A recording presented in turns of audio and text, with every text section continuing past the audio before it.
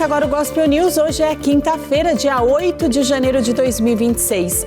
Eu sou Karen Crisóstomo e nós vamos juntos aqui pela Rede Gospel de televisão e também pelo YouTube Rede Gospel TV Oficial com as principais notícias do Brasil e do mundo. Vamos aos destaques de hoje. Polícia Federal vai investigar ataques contra Banco Central e decisão sobre inspeção será levada ao plenário do Tribunal de Contas da União. Lula veta projeto de lei da dosimetria e oposição se mobiliza para derrubar a assinatura. Casa Branca confirma controle norte-americano sobre Venezuela e petroleiras americanas vão controlar a maior reserva de petróleo do mundo. Agricultores vão às ruas de Paris contra o acordo comercial entre União Europeia e Mercosul. Mais de 1 milhão de casas ficaram sem água ou aquecimento após bombardeios russos na Ucrânia. Homem mata família a facadas e assume a autoria do crime. E ainda, estudo inédito aponta a recuperação rápida de peso após o uso de medicamentos para emagrecer. Essas e outras notícias do Brasil e do mundo, agora no Gospel News. Boa noite. O presidente do Tribunal de Contas da União, o ministro Vital do Rego, disse que vai discutir a inspeção no Banco Central no plenário do tribunal e garantiu que não há reversão da decisão que liquidou o Banco Master. A Polícia Federal abriu um inquérito para apurar pagamentos a influenciadores para se posicionarem contra o Banco Central. No início desta semana, o Banco Central entrou com um recurso para contestar a decisão do ministro Jonathan de Jesus, que determinou uma inspeção no órgão para investigar o passo a passo da liquidação do Banco Master. O Banco Central afirma que o regimento interno do Tribunal de Contas da União estabelece que decisões sobre a realização de inspeções devem ser tomadas de forma colegiada e não de maneira individual por um ministro. O ministro Jonathan de Jesus recuou sobre essa decisão e o presidente do Tribunal de Contas da União, o ministro Vital do Rego, decidiu submeter a inspeção no Banco Central ao plenário do tribunal. Ele afirmou que o TCU não vai desliquidar o Banco Master, mas que haverá sim uma discussão no plenário. A Federação Brasileira de Bancos disse que foi identificado no final de dezembro volume atípico de postagens com menções a entidades e seus representantes, referentes ao noticiário sobre liquidação de instituição financeira. Segundo a entidade, houve uma redução significativa daquele volume atípico e as análises vão dizer se houve ou não um eventual ataque coordenado ao Banco Central. O presidente Lula participou hoje de um evento em memória do 8 de janeiro de 2023 e vetou integralmente o projeto que reduz as penas dos condenados pelos ataques às sedes do governo. O presidente Lula vetou integralmente o projeto de lei da dosimetria durante uma cerimônia no Palácio do Planalto. O evento contou com a participação do alto escalão do governo federal e foi usado pelo presidente como palco político. O petista usou o espaço para enaltecer os projetos aprovados ao longo de 2025 e atacou a oposição. Após o veto, a oposição já se mobilizou para tentar derrubá-lo. O líder do Partido Liberal na Câmara dos Deputados, Sóstenes Cavalcante, escreveu em uma rede social que a assinatura é a prova do ódio que Lula e toda a esquerda têm dos patriotas, da direita e dos conservadores. O parlamentar afirmou ainda que a decisão de Lula foi um recado político e que o poder decidiu manter a pena como instrumento de intimidação. Sóstenes também disse que o presidente Lula sabe que o veto será derrubado na primeira sessão conjunta do Congresso. Outros parlamentares também se posicionaram nas redes sociais e garantiram que a derrubada do veto vai acontecer. A líder da minoria, Carol Detoni, pediu o cancelamento do recesso para acelerar a votação. Autoridades da Venezuela revelaram que a operação militar dos Estados Unidos deixou 100 mortos. A ex-primeira-dama do país, Cília Flores, sofreu um ferimento na cabeça. O ministro do Interior da Venezuela, Diosdado Cabello, informou que pelo menos 100 pessoas morreram no país durante a operação militar dos Estados Unidos no sábado, que culminou na prisão do presidente Nicolás Maduro e de sua esposa Cília Flores, que enfrentam acusações de tráfico de drogas em Nova York. El heroico pueblo venezolano. Venezuela fue víctima de un ataque bárbaro, artero. A Venezuela foi vítima de um ataque bárbaro e traiçoeiro, onde até agora, há 100 mortos, 100 e um número semelhante de feridos. O ataque contra o nosso país é terrível. Outra quantidade parecida de heridos. Terrible o ataque contra nosso país. Anteriormente, havia sido relatado que 55 soldados, tanto venezuelanos quanto cubanos, morreram. Maduro e Cilia também ficaram feridos na ação. Nesse momento, Cilia foi ferida na cabeça. Naquele momento, Cilia foi ferida na cabeça e sofreu um golpe no corpo, e o irmão Nicolás foi ferido na perna. Felizmente, estão se recuperando dos ferimentos, mas essas são as consequências de um ataque traiçoeiro. Em meio à crise, a vice-presidente Delcy Rodrigues tomou posse como presidente interina e decretou 7 dias de luto pelas vítimas na terça-feira. Na noite de quarta, ela afirmou que há uma mancha nas ligações com os Estados Unidos como nunca antes e enfatizou que as relações econômicas entre os dois países não são extraordinárias nem irregulares. A declaração foi feita depois que o presidente americano Donald Trump disse que a Venezuela vai comprar apenas produtos fabricados nos Estados Unidos com o dinheiro recebido do petróleo vendido sob supervisão de Washington. E os Estados Unidos detalharam como será o futuro da Venezuela. A porta-voz da Casa Branca, Caroline Leavitt, afirmou que as decisões do governo venezuelano serão ditadas pelos Estados Unidos. Amanhã, Donald Trump vai se reunir com executivos das principais petroleiras norte-americanas. O controle do poder na Venezuela vai sendo exemplificado pelos Estados Unidos. A porta-voz da Casa Branca afirmou que as decisões tomadas pelo novo governo do país sul-americano serão ditadas por Washington. Caroline Leavitt destacou em coletiva de imprensa que, no momento, a administração do presidente Donald Trump tem influência máxima sobre as autoridades interinas da Venezuela. De acordo com a porta-voz, Washington pretende assumir o controle das vendas de petróleo venezuelano, sobretudo para se abastecer, conforme seus interesses, e ao mesmo tempo conter as vendas no mercado paralelo a um preço inferior ao que a Venezuela deveria receber. O principal cliente do petróleo venezuelano é a China. Leavitt confirmou que toda a receita proveniente da venda de petróleo e produtos venezuelanos será depositada primeiro em contas controladas pelos Estados Unidos, em bancos reconhecidos internacionalmente.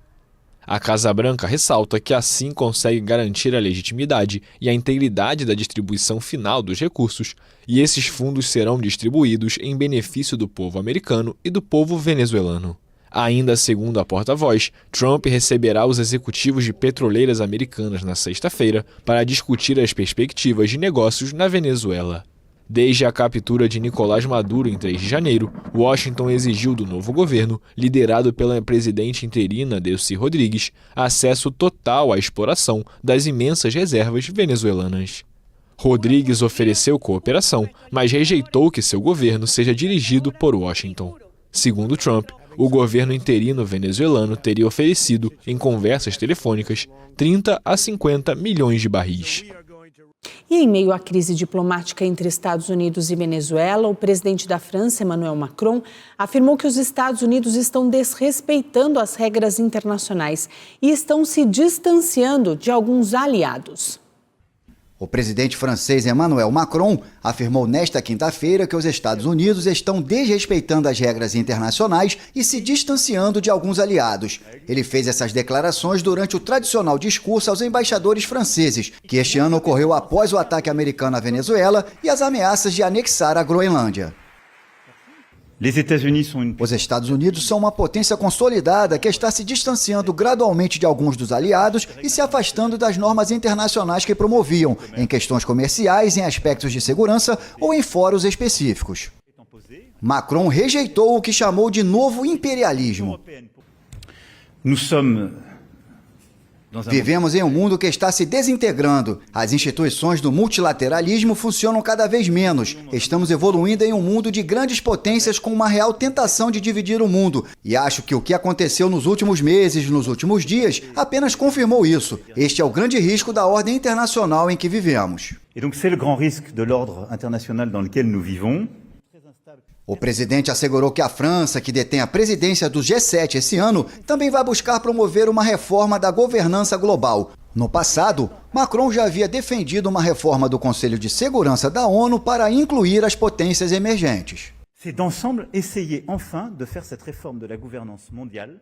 E alguns países já estão de olho no petróleo venezuelano. Rússia e China possuem acordos com o país da América do Sul, mas essa relação pode mudar com a prisão do ditador Nicolás Maduro e o controle também dos americanos sobre a produção. Após a operação militar americana que capturou Nicolás Maduro, o presidente Donald Trump declarou no sábado que os Estados Unidos governariam a Venezuela durante um período de transição e incentivariam as empresas americanas a explorarem as reservas de petróleo do país.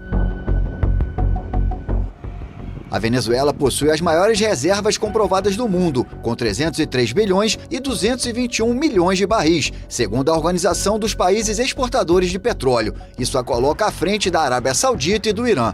Mas a produção é muito baixa. O país bombeia cerca de 1 milhão de barris por dia, em comparação com os 3,5 milhões que produzia quando o antecessor de Maduro, Hugo Chávez, chegou ao poder em 1999. Segundo analistas, a negligência, a infraestrutura precária, a falta de investimento e a corrupção reduziram a capacidade produtiva do país. As sanções impostas em 2019 por Trump, durante seu primeiro mandato, também contribuíram para a queda da produção a um nível historicamente baixo de 350 mil barris por dia em 2020.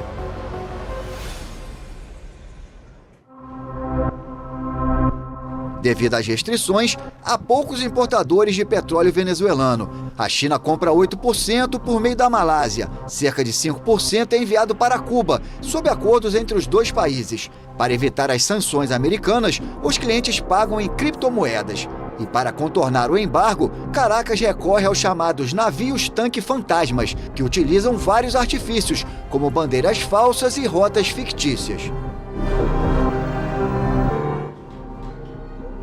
Uma pequena parte do petróleo venezuelano é produzida pela empresa americana Chevron. A empresa opera sob uma licença especial emitida por Washington, que lhe permite manter a parceria com a estatal petrolífera venezuelana e exportar parte de sua produção, principalmente para os Estados Unidos. No entanto, ela não tem mais permissão para transferir dinheiro para o Estado e, portanto, paga impostos e outras taxas em petróleo bruto.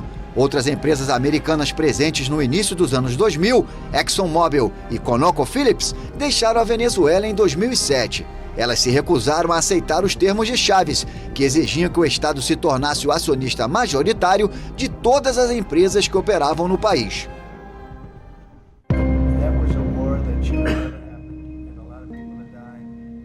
Donald Trump considera o petróleo exportado por Caracas sob embargo como petróleo roubado da comunidade internacional. Ele afirma que o petróleo bruto foi extraído usando equipamentos e investimentos americanos que antecederam as nacionalizações implementadas por Chávez. Os preços do petróleo têm sofrido fortes flutuações desde a operação militar dos Estados Unidos em Caracas. Trump anunciou que a Venezuela entregará entre 30 e 50 milhões de barris de petróleo de alta qualidade aos Estados Unidos. Esse petróleo será vendido a preço de mercado e o dinheiro será controlado pelo governo republicano em benefício dos povos venezuelano e americano. Analistas afirmam que o anúncio alivia as preocupações com o abastecimento e, em um mercado bem abastecido, a perspectiva é de queda nos preços do petróleo. E o presidente da Colômbia, Gustavo Petro, conversou com Donald Trump por telefone. O teor da conversa não foi divulgado. A chancelaria colombiana confirmou que o presidente do país, o esquerdista Gustavo Petro, teve sua primeira conversa telefônica com seu par dos Estados Unidos, Donald Trump. A ligação ocorre em meio a ameaças de Washington de uma possível ação militar contra a nação sul-americana. O republicano acusa sem provas Petro de ser um líder do narcotráfico e disse que lhe pareceria bem realizar uma incursão militar em solo colombiano, semelhante à realizada na Venezuela, que levou à captura no sábado de Nicolás Maduro. O Ministério das Relações Exteriores colombiano não comentou o conteúdo nem a duração da ligação, mas Trump, em sua plataforma Truth Social, disse que convidou Petro a visitar a Casa Branca em breve. No texto, o republicano fala que foi uma honra conversar com o presidente da Colômbia, que ligou para explicar a situação das drogas e outras divergências. Trump ainda destacou que agradeceu e que os preparativos para o encontro em Washington estão sendo realizados pelo secretário de Estado Marco Rubio e Bogotá. Um agente migratório matou uma mulher a tiros em Minnesota, nos Estados Unidos, após ela avançar com um carro sobre um outro agente. As autoridades disseram que o episódio se tratou de um ato de terrorismo e que o profissional agiu em legítima defesa. Um agente federal da Polícia de Imigração e Alfândega dos Estados Unidos matou a tiros uma mulher de 37 anos em Minneapolis, no estado do Minnesota. A vítima supostamente teria tentado atropelar alguns agentes com seu carro. Autoridades americanas qualificaram o episódio como um ato de terrorismo e sustentaram que o agente agiu em legítima defesa.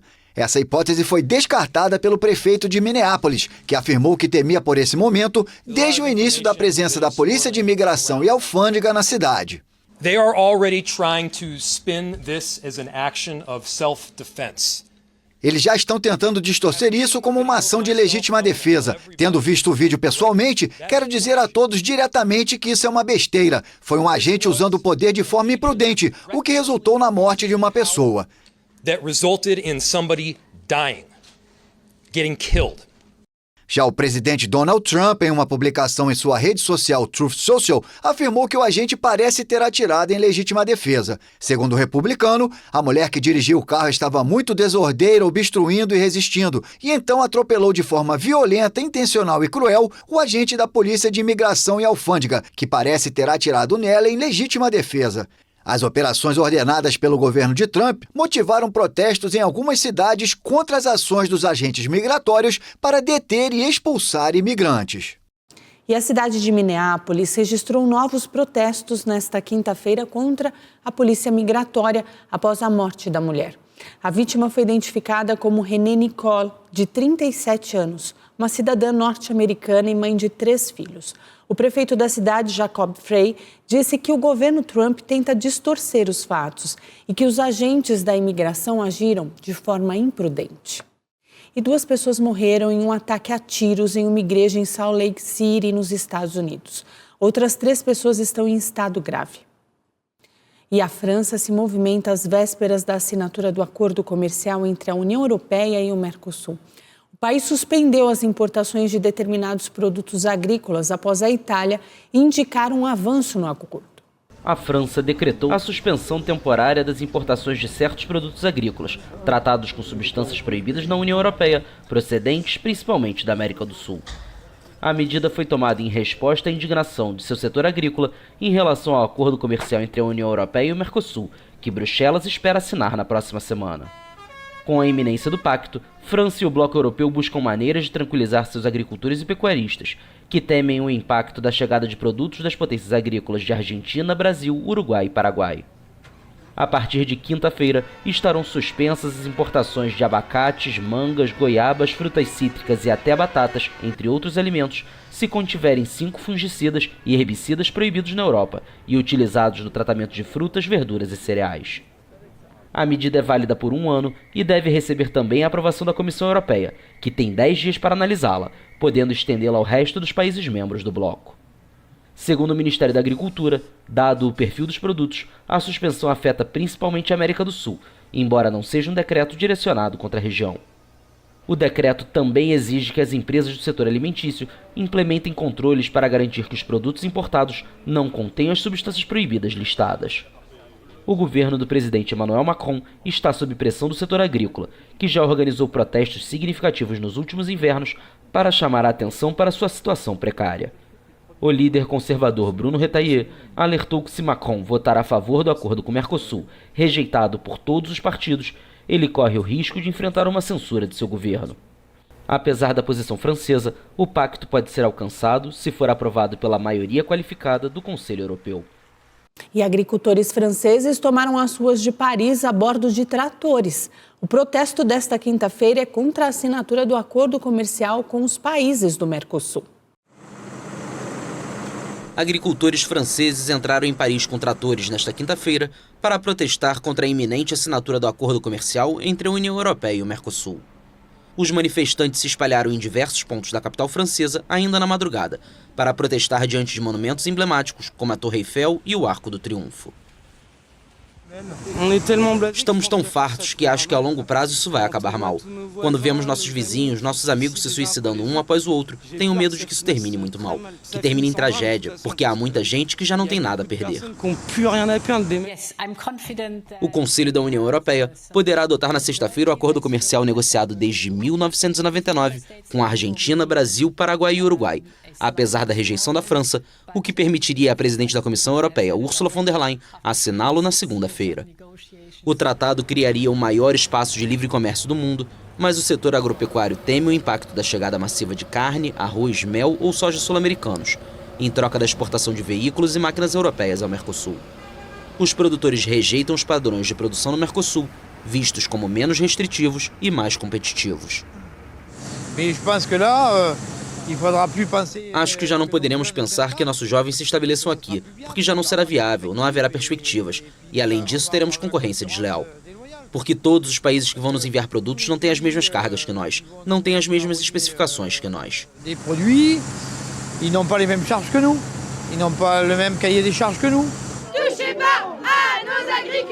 Além da França, também rejeitam o acordo Hungria, Polônia e Irlanda, que anunciou nesta quinta-feira que vai votar contra o pacto. A oposição, no entanto, não deve impedir a Comissão Europeia de obter a aprovação por maioria qualificada dos 27 Estados-membros do bloco. O exército do Líbano anunciou hoje que concluiu a primeira fase do plano para desarmar os terroristas do Hezbollah. O exército libanês anunciou nesta quinta-feira que concluiu a primeira fase de seu plano para desarmar o movimento pró-Irã Hezbollah no sul do Líbano e demonstrou interesse em dar prosseguimento às ações. O gabinete enfatizou a necessidade de continuar implementando o plano apresentado anteriormente pelo Comando do Exército e adotado pelo governo em todas as suas fases o mais rápido possível. Também solicitou a elaboração de um plano para a região ao norte do rio Litani, com base em uma avaliação geral que está sendo preparada pelo Comando do Exército, a qual será apresentada e discutida no próximo relatório mensal, a ser submetido pelo comandante do Exército ao gabinete em fevereiro. Mas Israel considerou que os esforços estão longe de serem suficientes. O Líbano, sob intensa pressão dos Estados Unidos e em meio a temores de novos ataques israelenses, prometeu desarmar o Hezbollah. O grupo está muito enfraquecido após mais de um ano de hostilidades, incluindo 2 meses de combates que terminaram com um cessar-fogo em novembro de 2024. Apesar da trégua, Israel continuou os ataques com certa regularidade e mantém tropas em 5 áreas do sul do Líbano que considera estratégicas, acusando o grupo de se rearmar. O Hezbollah se recusou a entregar as armas. A Rússia voltou a atacar a Ucrânia. Mais de 1 milhão de casas ficaram sem água ou aquecimento após os bombardeios. Assim como nos últimos invernos, a Rússia intensificou seus ataques à infraestrutura energética ucraniana. Nesta quinta-feira, o governo afirmou que mais de 1 milhão de casas ficaram sem água ou calefação na região central de Dnipropetrovsk, após investidas lançadas por Moscou com drones durante a noite. A Força Aérea Ucraniana relatou 70 dispositivos interceptados pelo sistema de defesa aérea, mas 27 atingiram diversos locais, danificando a infraestrutura energética crítica da região. Kiev e aliados criticam os ataques de Moscou, que descreveram como uma estratégia deliberada contra a população civil. No campo de batalha, a Rússia afirmou ter capturado um povoado nos subúrbios da cidade-chave de Kupiansk, no nordeste da Ucrânia, alvo de versões contraditórias sobre quem a tem sob controle. Também nesta quinta-feira, a chancelaria de Moscou afirmou que vai considerar qualquer presença de tropas estrangeiras na Ucrânia um alvo militar legítimo, após aliados ocidentais de Kiev concordarem em enviar milhares de soldados ao país assim que um cessar-fogo for implementado. Uma porta-voz se referiu à Ucrânia e aliados europeus como eixo da guerra e alertou que o Kremlin não vai aceitar nenhum acordo assinado por eles em relação ao envio de uma força de paz. Na terça-feira, reunidos em Paris, os membros da chamada Coalizão de Voluntários prometeram fornecer garantias de segurança robustas para Kiev, incluindo o envio de uma força multinacional apoiada pelos Estados Unidos, caso haja um cessar-fogo no conflito que já dura quase 4 anos. Nenhum detalhe foi divulgado sobre essa força, embora França, Reino Unido e Espanha tenham manifestado disposição em enviar tropas para a missão. A Rússia insiste que não aceitará que países da OTAN enviem soldados para uma força de paz na Ucrânia. As polícias civil e militar foram às ruas da Zona Oeste do Rio de Janeiro para uma operação contra o crime ligado ao 3º Comando Puro, envolvidos em roubos de cargas e veículos. Uma pessoa foi presa. A ação desta quinta-feira contou com cerca de 500 policiais, com apoio de blindados e equipamentos especiais. Os agentes foram até Senador Camará e Vila Aliança, no Rio de Janeiro. Na chegada, os policiais foram recebidos a tiros e houve confronto. Moradores da região compartilharam nas redes sociais as movimentações das tropas e também a bagunça deixada por criminosos. Barricadas e caminhões atrapalharam o avanço das equipes na Vila Aliança. A Secretaria Municipal de Saúde informou que 3 clínicas da família que atendem a região de Senador Camará suspenderam o funcionamento para a segurança de profissionais e usuários. Fernando Sampaio, dono da empresa de turismo Outsiders Tours, foi preso em Santa Catarina, suspeito de estelionato. Ele responde por mais de 600 processos em todo o país. Fernando Sampaio foi preso em um prédio de luxo, em Balneário Camboriú, no início da semana, durante um cumprimento de mandado. O empresário é responsável por empresas de turismo esportivo que comercializavam pacotes de viagens para jogos e corridas no Brasil e também no exterior. Segundo a Polícia Civil de Santa Catarina, os clientes não receberam os serviços, conforme o contratado. Fernando já havia sido indiciado 2 vezes no ano passado por estelionato. O dono da Outsider Tours deu um prejuízo de R$1.200.000 para uma empresa de São Paulo. Em um outro caso, uma agência de turismo da Bahia cobra quase R$6 milhões na Justiça Civil. Um homem de 42 anos foi preso após matar o próprio pai, a madrasta, 2 irmãs e o sobrinho de 5 anos em Juiz de Fora, Minas Gerais. Todas as vítimas foram mortas a facadas. Jonatas dos Santos Souza confessou o crime à Polícia Militar. Segundo a delegada responsável pelo caso, Camila Miller, o autor manteve a confissão no depoimento e não demonstrou arrependimento. Segundo ela, Jonatas afirmou que fez o que tinha que fazer. Ele vai responder por 5 homicídios qualificados. A Polícia Militar informou que as vítimas foram mortas a facadas em um conjunto de casas onde moravam juntas. As vítimas foram identificadas como João Batista Fernandes, pai do autor, a madrasta dele, de 63 anos, as 2 irmãs do autor, de 44 e 47 anos, e um sobrinho de Jonatas, de 5 anos. Familiares relataram à polícia que o homem apresentava um comportamento social alterado há cerca de 1 ano, com dificuldades em manter empregos e o hábito de olhar fixamente para as pessoas de forma intimidadora. A Polícia Civil disse que, apesar dos relatos, não há um laudo médico que confirme o diagnóstico ou especifique qual seria o transtorno psicológico do homem. Um operador de empilhadeira que trabalhava no terminal de cargas do Aeroporto Internacional de São Paulo, em Guarulhos, foi preso acusado de participar de furtos estimados em cerca de R$3 milhões. A polícia informou também que o homem é suspeito de envolvimento em outros furtos semelhantes registrados no mesmo terminal. A administração do aeroporto não se manifestou. E o ex-jogador do Corinthians, Christian Baroni, foi acusado de violência doméstica pela ex-mulher. A ex-mulher do jogador relatou que manteve um relacionamento de aproximadamente 23 anos com Christian. Eles se separaram em 2023, após descobrir uma relação extraconjugal mantida pelo jogador.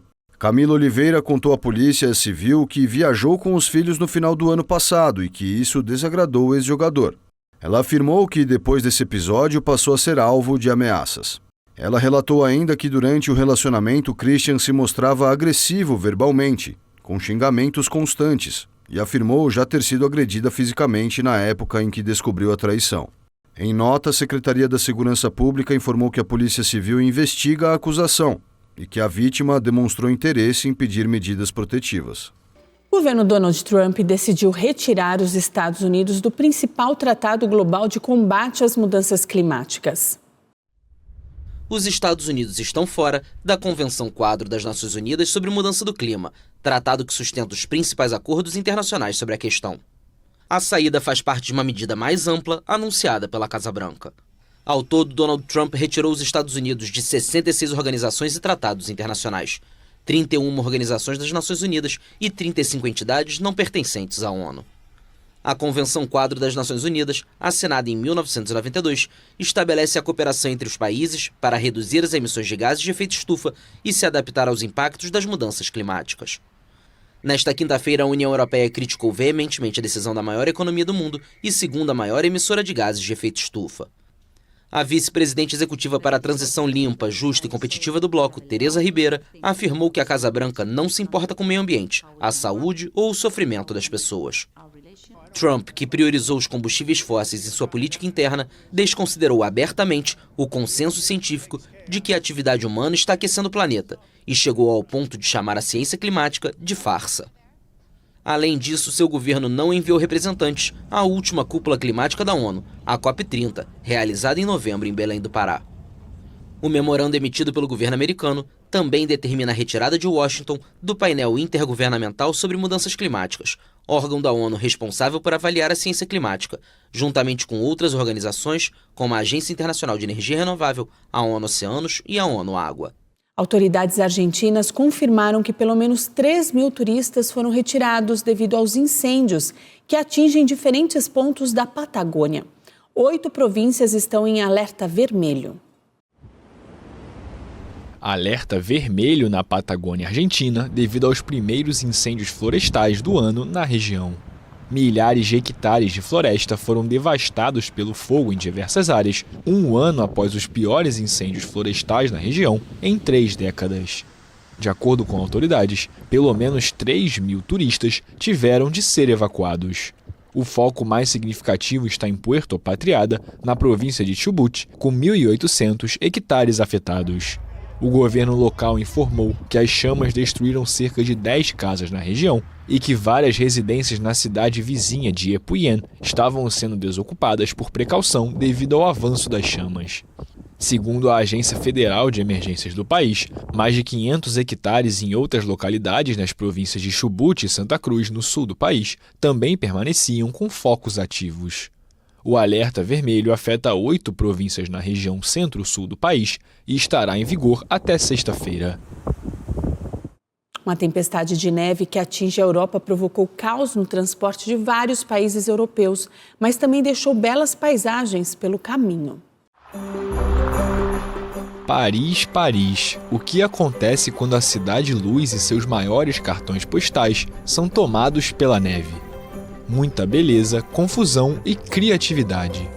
Em Montmartre, o charmoso bairro boêmio dos pintores, as ruas estreitas e inclinadas viraram pista de snowboard. Deixando a beleza da Assembleia Nacional para trás e se dirigindo para o subúrbio, o deslocamento vira desculpa para tirar o esqui do armário. Moradores enfrentaram o frio e se divertiram pelas ruas de Sèvres. Indo mais ao leste, bem perto da fronteira suíça, a brincadeira fica ainda mais animada em Villers-le-Lac. O rio Doubs congelou e o meio de locomoção e diversão por aqui virou patins.